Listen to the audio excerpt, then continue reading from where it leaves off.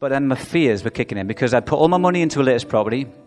I just got this new paycheck, so I'd been leveraging paychecks to buy property. And I was only like 6 weeks in, so I was like, if I quit, I can't get like refinance. I'm not financially free. I've got cash flow from property, but it's not financially free. And I was fearful that if I quit, I'd also be a failure.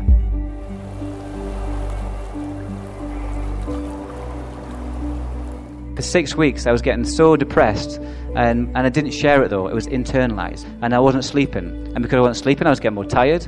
And then over 6 weeks, it was getting to a point where I started driving to a reservoir, and I started thinking about an exit. Let me tell you something you already know. The world ain't all sunshine and rainbows. It's a very mean and nasty place, and I don't care how tough you are, it will beat you to your knees and keep you there permanently if you let it.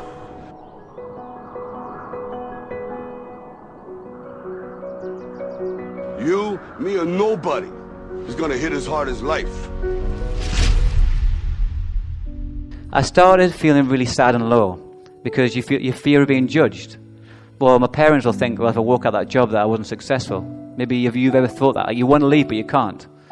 And you're so scared of leaving because of the unknown that you don't do anything about it.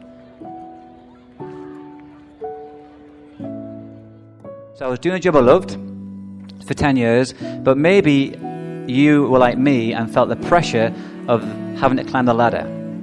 So I was loving my job, but I also felt I needed to become a head teacher because that's what you need to do to be successful.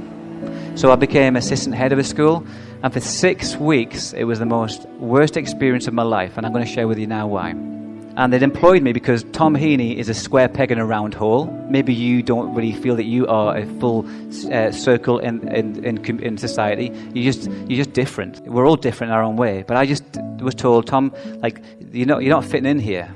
It's because they brought me in to actually change and help the kids, because I'm about young people being the best version of themselves. And at this point, they were going, no, but Tom, you need to follow the way we do it. And so immediately, there was this conflict. But I'm an assistant head and the head, so I'm now a leader in the school, bringing in new ideas. And so, and this 6 weeks sounds like nothing, but at that point, it was a long time.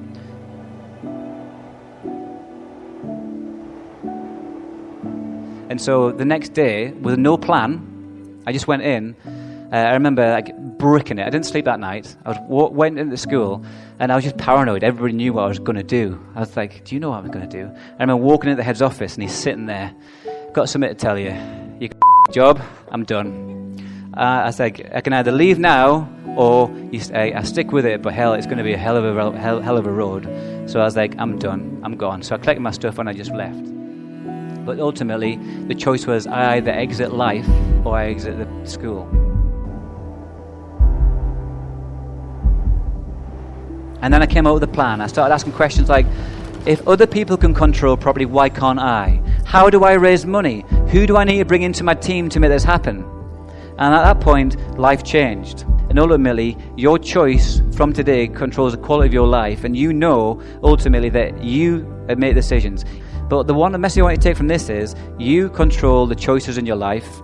If something is shit in your life right now, it's your choice to accept it. Would you agree? How quickly can you change?